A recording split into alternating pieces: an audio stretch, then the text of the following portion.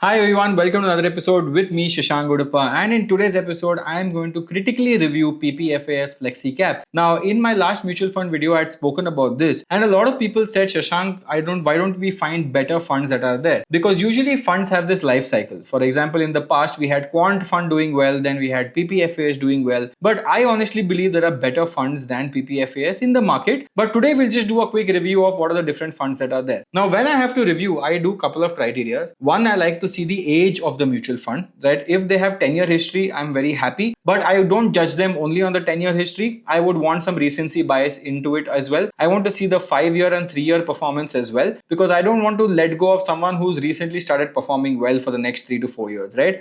Usually mutual funds are for long term, so there is no problem there. And from a long term 10-year standpoint, obviously it's a better perspective from that area, right? Then I want to look at the expense ratio. I want to look at the exit load. So these are the things I usually look at, but let's understand what are the different type of funds that are there. Now, looking at PPFAS, so PPFAS has a 10-year history. So in the last 10 years, it has given a CAGR of 17.68%, right? It has an expense ratio of 0.53. But one problem that a lot of people are highlighting with PPFAS is the AUM has become too big. Now, what happens when an AUM becomes too big is that most of their allocation by default, because of liquidity problems, goes towards large cap. Now, when you have FlexiCap, the whole advantage of a FlexiCap is you can invest across different market caps and market cycles. But now what has happened because of the liquidity issue, as you can see here with PPFAS, they are now 65% into large cap. So this brings the question number one, saying instead of investing in PPFAS, should I rather invest in a Nifty 50 fund or a Nifty Next 50 fund or a Nifty 100 fund or even a Nifty 50 equivate fund, right? Because then I'm pretty much getting the similar kind of exposure, which is 65 to 80% kind of a large cap exposure. And small cap exposure is very less at 2.76, where usually the alpha comes from. And same with mid cap is only 5.85. If you look at the current market, small cap and mid cap companies have actually done really well. And both the indexes, small cap and mid cap index, have done really well. And Nifty 50 has not done well. But that is again in the last 2 years, mainly because of TCS, HDFC and Reliance drag. But this by default has to go towards the large cap, and that is why it is creating a small issue. So looking at this, they have an expense ratio of 0.53. The performance is a little bit of on the large cap side of things, and I think the exit load, if I'm not wrong, is around 1% or slightly around that region itself, right? I'm just trying to find the exit load here, but weirdly exit load is not written. Okay, interesting. Yeah, another thing we also look at is usually the Sortino ratio. Average is around 1.31, which is not bad. Sortino ratio is very good in that perspective. But yeah, the exit load is not written here. So let's do one thing, PPFAS exit load FlexiCap. Sadly, we'll have to do a little bit of manual approach and find this. Oh yeah, the exit load is actually 2% in this company, which is crazy. So the resumption exit load, if you have redeemed it before 365 days, is 2%, right? So this fund might give 3-4% return, and then if you exit it within 1 year, you have to pay 2%. Else you have to pay 1% of the investment after 365 days, and no exit load if you have redeemed it after 730 days. So keep this in mind, because if you are investing in this fund, you're already liable for 2% exit load if something goes wrong, and the direct fund has a 0.53% kind of a expense ratio. Now let's look at it from a regular standpoint, and if I do regular growth, yes, not IDCW. So regular has a expense ratio of 1.05, which is I think 0.6% is the excess that you pay to a distributor or you pay to a fund manager, right? So that is a 0.6% difference.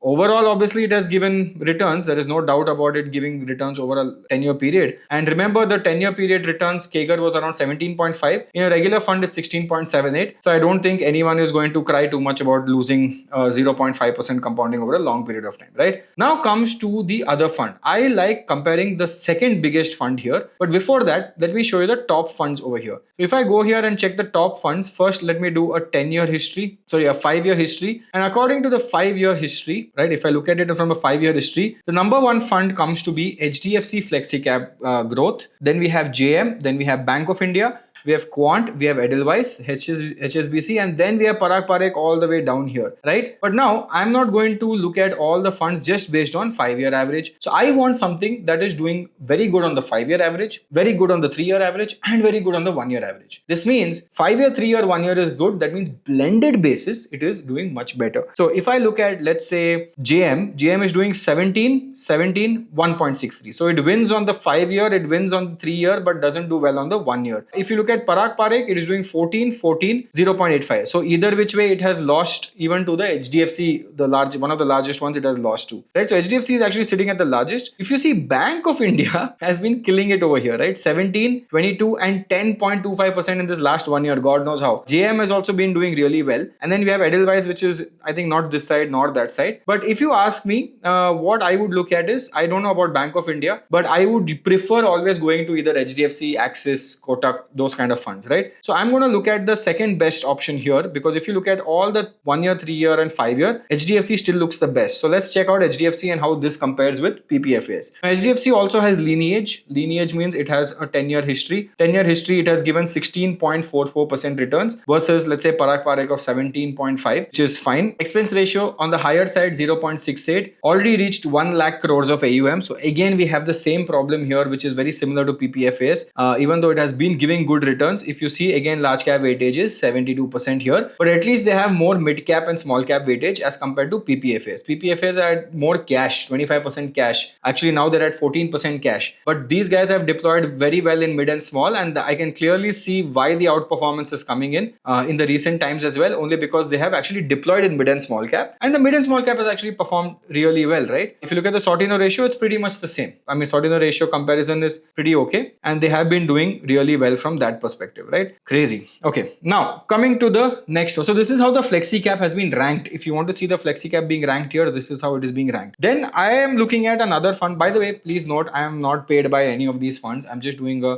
unbiased review, and I'll show you what I also have a FlexiCap fund. It's not PPFAS, it's not HDFC FlexiCap. I'll show you what I have bought. It's not doing great, and the lineage has not kicked in yet, but I'm going to see how it performs. But one thing that I can look at from a history standpoint, one more interesting company I'm looking at is White Oak. So White Oak, not just FlexiCap, many other White Oak funds are actually doing really well in the last few years. If you look at White Oak, they don't have a lot of history because they've recently started doing really well in the space. And if you look at White Oak, in the last 3 years, they have given 17.2% returns. Now, why? Because they also have the advantage of AUM. They're not very big in AUM, and that is why it is 17.2%. Now, if I compare that with HDFC's 3-year return, HDFC is 17.9, White Oak is 17.2, and if I look at PPFAS 3 years, it is 14.81, because obviously PPF is lagging in the last few years, but HDFC and White Oak is pretty much at the same game, right? 0.5 difference, but pretty much at the same game. But HDFC has that AUM issue right now. Now coming to expense ratio is 0.46. Now usually it's the inverse. When you have low AUM, your expense ratio is higher because you need more money to run the fund. And usually when your AUM becomes big, you reduce your expense ratio. HDFC is actually ulta. They have a very high AUM and they have a very high expense ratio. So White Oak is currently sitting at the lowest expense ratio because HDFC, I think, is sitting at 0.68. So that extra difference cover up for this returns got covered up right here in the expense ratio, and you get the advantage of a lower base of AUM, right? Now, if you look at this, this is where the game is coming now. Because you have lower AUM, you can play slightly more aggressive, and 51% large cap, 7% mid cap, 22% small cap, and this is where the difference is coming in the entire fund. And Sortino ratio is also pretty much the same, so it's above average Sortino ratio as well. So this is what I said, like a lot of people just talk about PPFAS and they talk about FlexiCap. I believe that there is a lot of problems coming there, and I feel that there are better funds coming in the market, and that is what I am also looking at over here, right? So this is something that I was also looking at, trying to understand whether it's good or bad. But again, you take a call.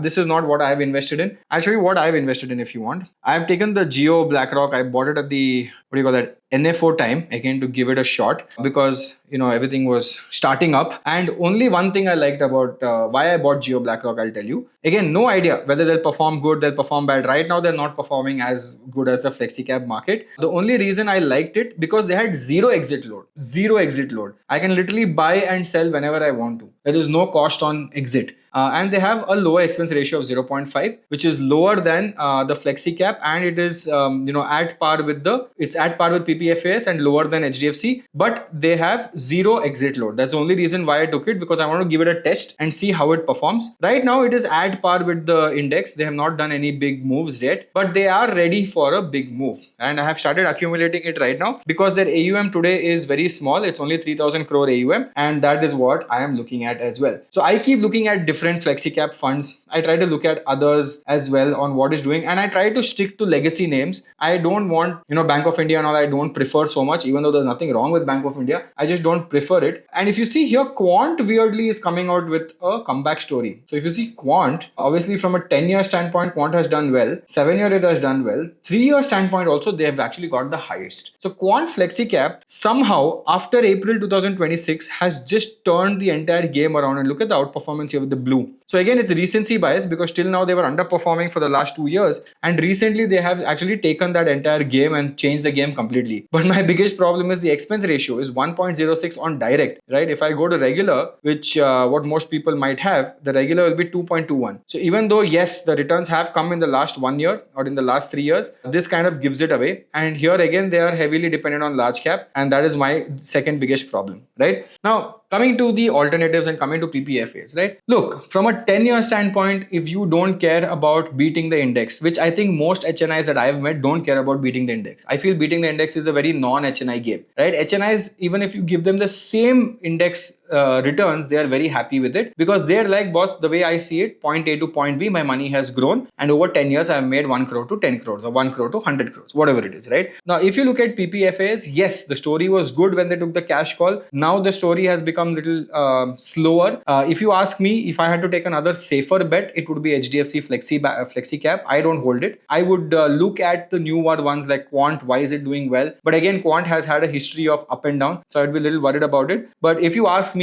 if I had to make a basket for, let's say, my clients, I would take a HDFC FlexiCap. If I need to take two, I would take one in the bigger game and one in the smaller game to match the alpha. So I would take a HDFC FlexiCap and maybe a White Oak FlexiCap at the same time to match the alpha, right? I wouldn't take a risk on Quant, and Geo has to still prove itself to show that if it's good or bad. But I would take a HDFC FlexiCap that I know has been one of the strongest performers over a long period of time, and I would take White Oak because they're playing very aggressive. So I want to see how that would play out as well. But again, the main reason of doing this video is to learn and understand that you should not always get into marketing hype and marketing gimmicks. Yes, there are better funds out there. Even we made a video where a lot of people invest in Nifty 50, but Nifty 50 is not the best place to play Nifty 50, right? If you really want to play Nifty 50 example exposure, there is Nifty Equiweight 50 that you should play that can give you better returns than Nifty 50 with the same ideology, right? You don't play Nifty 50, you play Nifty 100 mutual fund. Nifty 100 mutual fund has Nifty Next 50 that is more aggressive, that can give you better returns if you're anyway playing 10-15 year cycle, because anyone who invests in Nifty 50 thinks about 10-year cycle. So this is how, you should start changing the way you approach mutual funds, because what I feel is a lot of people when they talk about mutual funds is the same names going around. Nobody's deep diving and understand what good mutual funds are actually there. Obviously my team sits and does it for our customers and all of that, but this is something we need to learn as well, right? But again, I hope you enjoyed this. I hope you liked this. And if you do, I see that most of you guys watch this channel and don't subscribe. It's quite disappointing. So please, I would love if you could please subscribe to the channel.